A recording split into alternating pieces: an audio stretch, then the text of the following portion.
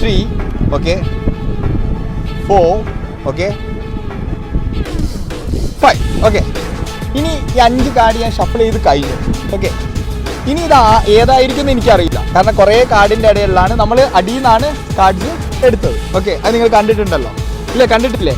കണ്ടിട്ടുണ്ട്. ഓക്കെ, അപ്പം ഇനി ഇത് ഏതായിരിക്കും കാർഡ് എന്നുള്ളത് നിങ്ങൾ നോക്കിക്കഴിഞ്ഞ് കഴിഞ്ഞാൽ നിങ്ങൾക്ക് മനസ്സിലാവും അല്ലേ?